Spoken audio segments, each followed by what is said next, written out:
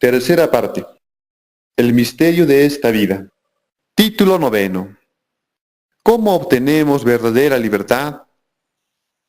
Del punto anterior se deduce que el hombre es libre mientras es responsable de sus actos, pues tiene una esencia espiritual lúcida y sabe distinguir en verdad lo bueno de lo malo, o sea, conserva la santidad de su inteligencia. Pero el hombre ya no es libre cuando pierde su lucidez por causa de vivir engañado y desplaza a toda su esencia espiritual, por dar mayor importancia a todo lo terrenal material que cree importante. Y sus actos son consecuencia de ser presas de sus pasiones carnales, que los llevan a codiciar todo lo terrenal material que cree que le hará un bien, cuando en realidad solo agobia su alma y le hace infeliz. Entonces, para que el hombre sea libre nuevamente, o sea, recupere su libertad, debe de salir de su engaño, recobrando su inteligencia, por medio de lo que es correcto en verdad. Por eso Jesús afirmó que solo la verdad los hará libres, ya que, tal como se explicó en los puntos anteriores, el hombre debe de purificar su inteligencia analizando las palabras de Dios, y que le devolverían la lucidez si las toma en cuenta, ya que las palabras de Dios muestran al hombre la realidad de un mundo perfecto en la que todos son felices, si todos hacen la voluntad de Dios, o sea, ponen en práctica el ideal de Dios. Y Dios nos enseña la verdad, que es su ideal espiritual, por medio de su Hijo amado Jesucristo, quien nos trae la verdad de Dios, y es así como el Hijo nos hace libres. Pues el hombre, al llegar al conocimiento de la verdad, acepta que la libertad de los hombres no está en que todos puedan hacer lo que les dé la gana, si no saben lo que hacen, sino más bien que la verdadera libertad está en hacer lo que realmente es correcto, o sea, que todos hagan aquello que es bueno para todos, y no les restrinja su espacio ni altere su modo de vida ordenado. Y todos desordenan su vida cuando ponen sus ideales en lo terrenal material, antes que en lo espiritual de Dios, ya que todos se pelean por conseguir todo lo material que creen que necesitan para ser felices, y el mundo es un caos total. El hombre que pone sus ideales en lo terrenal está dominado por todo lo terrenal, y así jamás será capaz de dominar y someter a la tierra, tal como Dios quiso que el hombre llegue a hacer desde el inicio, ya que el hombre está hecho a semejanza de Dios, y Dios hace que todo lo material le sirva a él, y no que Dios esté al servicio de todo lo material. Pues Dios domina todo, y nada domina a Dios. Es así como Dios hace de todo lo material algo bueno. Por eso todas sus creaciones a partir de lo terrenal son buenas. Y el hombre debe de aprender a dominar lo terrenal, haciendo de ello algo bueno para todos los seres humanos. Y esto solo se consigue si el hombre es fiel a Dios y obedece en todo a su Creador, ya que el hombre es como un niño, y Dios el Padre que lo educa y hace de él un hombre de bien a semejanza del Padre. El hombre es un hombre de bien si anda derecho, o sea, obediente al ideal de Dios Padre, quien lo llevó de su mano hacia la madurez espiritual. Es así como Dios hizo de nuestra realidad terrenal una lección importante para los hombres, ya que los hijos cuando nacen no pueden andar por sí solos, y solo a medida que van creciendo pueden hacerlo. Pero mientras los hijos van creciendo, no pueden andar derechos e ir a donde ellos quieren por sí solos, sino solo a donde sus padres los llevan en sus brazos o de la mano. Ya que mientras los niños no sepan caminar por sí solos, son los padres quienes deben de llevarlos en brazos e ir tras de ellos cuando están solos, sosteniéndolos y guiándolos en todo momento. Por lo tanto, en esas condiciones, para los hijos no se puede ser verdaderamente libre, pues dependen de sus padres o de quien esté a su cuidado. Así también, mientras los niños van creciendo, poco a poco aprenden a caminar derechos y sin ayuda de nadie, ya que ¿qué niño puede andar derecho y libremente mientras no haya aprendido a conseguir y mantener su propio y buen equilibrio? De manera análoga, la visión que nos otorga aquella misma realidad física debe observarse, pero a nivel del comportamiento ideológico de los hijos.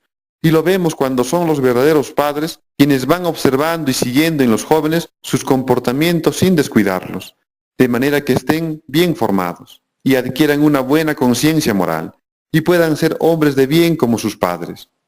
Para tal fin, de identificar los padres algún problema en el comportamiento de los hijos, los padres deben de disciplinarlos, imponiéndoles castigos o premios, para corregirlos.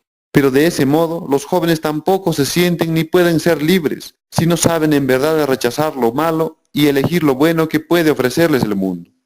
O sea, los hijos no pueden ser libres si no están en la capacidad de discernir lo bueno de lo malo, para andar derechos, o sea, con una convicción moral bien establecida y que los resguarde de todo lo malo. Y en un contexto general, todas las personas sin límites de edad son como niños, espiritualmente hablando, mientras no sepan distinguir el bien del mal, hasta rechazar lo malo y elegir lo bueno en un sentido espiritual, lo que Dios Padre enseña. Y solo cuando hayan aprendido a hacerlo, se habrán hecho verdaderos hombres, o sea, hombres de bien, y no necesitarán de disciplina. Por lo tanto, los hombres solo serán libres cuando sepan autogobernarse a sí mismos adecuadamente, por medio de un espíritu renovado en el Señor. Esto es, cuando hayan conseguido asimilar la verdad de Dios venido al mundo en Cristo Jesús. Y el hombre podrá asimilar la verdad cuando haya decidido apasionadamente analizar o estudiar la Biblia, dejando atrás lo que cree conocer en el mundo, hasta alcanzar el conocimiento profundo de la palabra de Dios que los libera y los conduce por buenos y derechos caminos, alegrando así a Dios Padre. Avanzar derecho en el camino del Señor requiere del conocimiento profundo de su doctrina, ya que para cada paso que demos, estando situados en las tinieblas del mundo, necesitamos saber dónde pisamos. Es decir, para cada obra que emprendamos estando en el mundo, necesitamos saber qué de bueno estamos haciendo en verdad. Pues muchas cosas del mundo aparentan ser buenas, cuando en realidad no lo son, y pueden arrastrarnos hacia lo malo sin que nos demos cuenta. Así como también muchas cosas del mundo aparentan ser malas, cuando en realidad no lo son, y podemos estarlas evitando, cuando no deberíamos de haberlo hecho. Pero todo aquel que decide avanzar en el camino del Señor con todo su corazón, se pone en manos de Dios.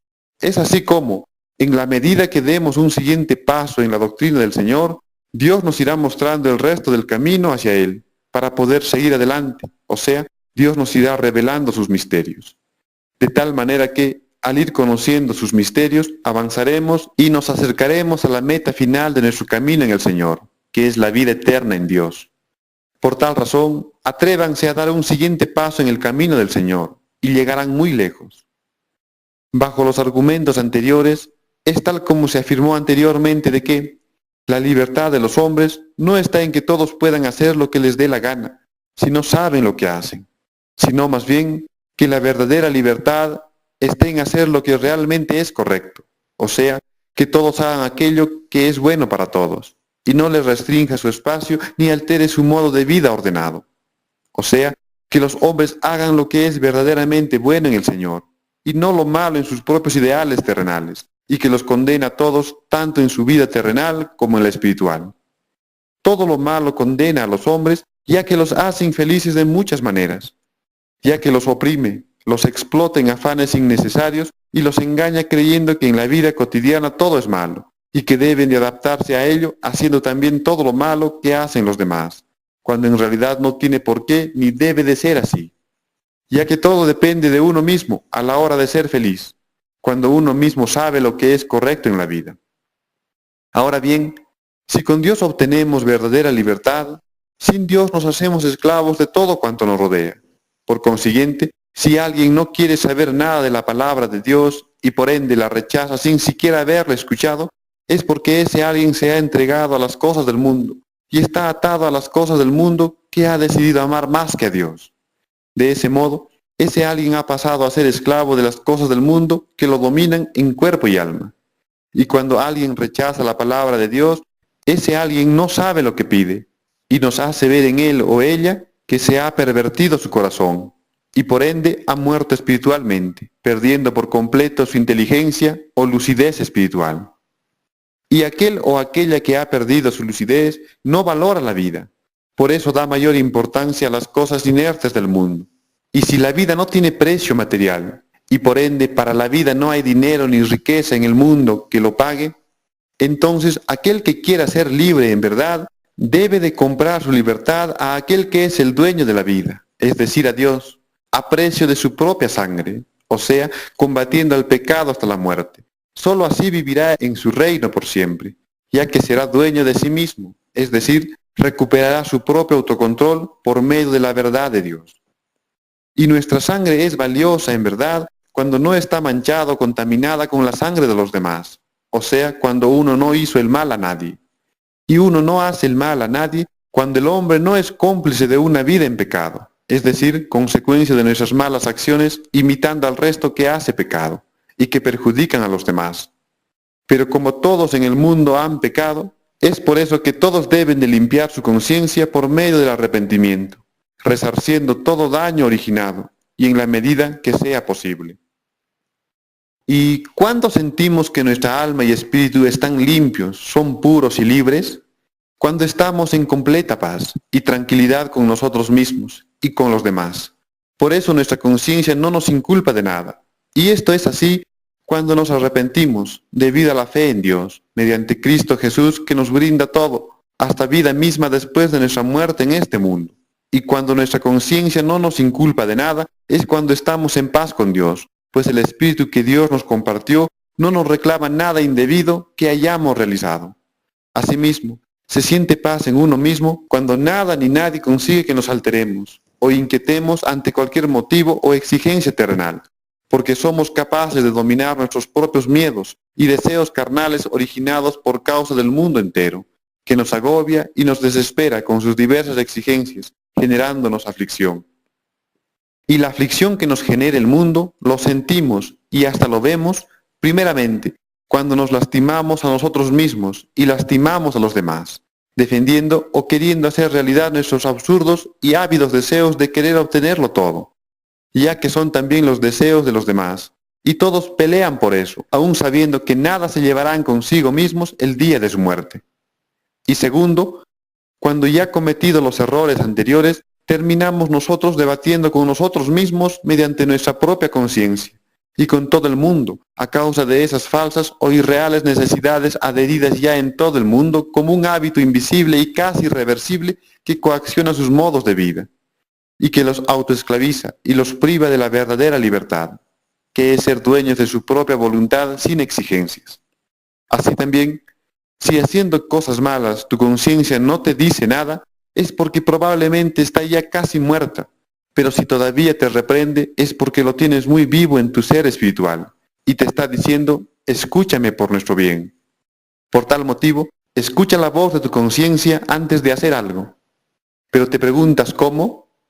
Si ante tanto veneno ingerido en el mundo, por hacer lo que les venga en gana, según hace todo mundo, se fue muriendo tu espíritu, ya no la oirás. Por eso empieza desde ahora a darle de beber el antídoto que le devuelva la vida.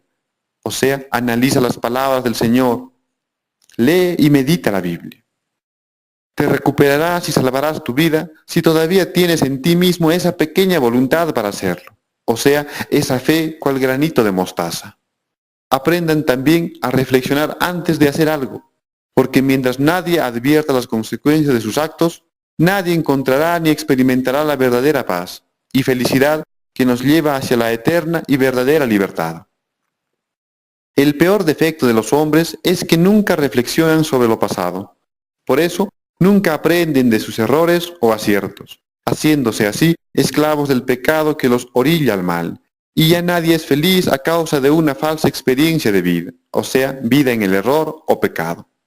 Porque ya sea que uno no sepa identificar lo que realmente es bueno y termine aceptando por error lo que es malo, o ya sea que uno mismo busque lo malo, lo cierto es que todo lo bueno que tiene uno en sí mismo se va a perder por darle paso a lo malo en uno mismo.